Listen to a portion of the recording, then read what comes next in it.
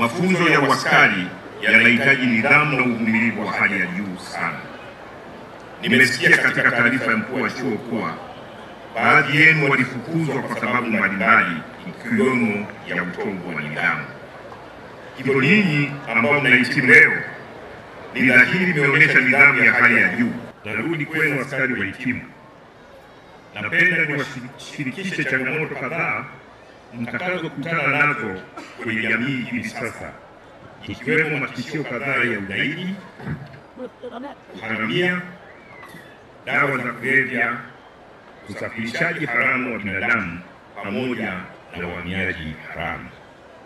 Hizo ni baadhi tu ya changamoto za kiusalama mtakazokutana nazo kwenye mikoa mwendako. Mnahitaji ushirikiano wa dhati na wa karibu kutoka kwa wananchi ili muweze kuzuia na kupambana na makosa hayo.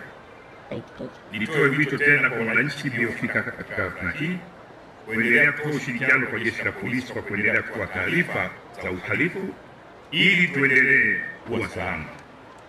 Kumbukeni, usalama ni nguzo muhimu ya maendeleo katika nyanja zote za maisha ya binadamu, na bila usalama hakuna maendeleo yanayopatikana. Askari wahitimu, kumbukeni kwamba ugonjwa wa ukimwi bado tishio na hauna dawa. Kwa hiyo mnatakiwa kujitunza na kujichunga msipate maambukizi ya ukimwi. Kwa sasa taarifa kuhusu janga hili la ukimwi na jinsi ya kujikinga zimeenea katika kila kona ya nchi yetu, licha ya kuwa janga hili linachukuliwa kwa uzito mdogo sana kwa sasa. Mwishoni mwa mwezi Septemba 2024 ulituletea vijana wa Kitanzania 4999, kati yao wa kiume 3582 na wa kike 1417, na ukatuagiza tuwape mafunzo ya uaskari polisi. Sisi shule tuliwapokea, na tarehe 21 mwezi wa 10 2025 Afande Awadhi Juma Haji, Kamishna Operation na mafunzo, aliwafungulia rasmi mafunzo yao. Kufikia leo hii tumebakiwa na wanafunzi 4826, wanaume 3436 na wanawake 1390. Hii ni pamoja na wapiga buruji 42. Afande mgeni rasmi, wanafunzi 217 tuliwaachisha mafunzo na kuwaondoa chuoni kwa sababu mbalimbali, zikiwemo uwezo mdogo wa kujifunza, lakini pia utovu wa maadili na utovu wa nidhamu. Katika eneo la tabia, afande mgeni rasmi, wanafunzi hawa tumewafundisha jinsi ya kuwahudumia vizuri wananchi, kuwasaidia waliopata majanga na waliopata madhara ya uhalifu.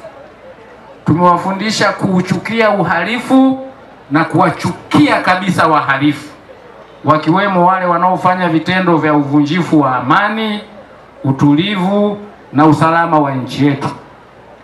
Aidha, tumewafundisha maadili yote askari wa Jeshi la Polisi la Tanzania. Mafunzo hayo yaligusa sana nyoyo zao wote.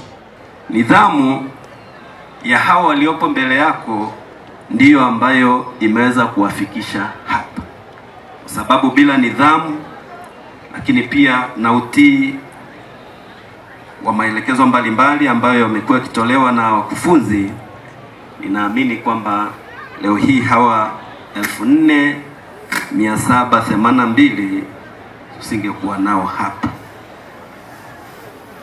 Afande mgeni rasmi, ni matumaini yetu kuwa wahitimu hawa watakwenda kufanya kazi kwa weledi, uzalendo, uadilifu na uaminifu, lakini pia kuheshimu mamlaka halali na kuwa na utayari wa kukabiliana na changamoto za kiusalama katika mazingira yanayobadilika kila siku, ikiwa ni pamoja na kutoa huduma bora kwenye vituo ama maeneo yao ya kazi utakaowapangia.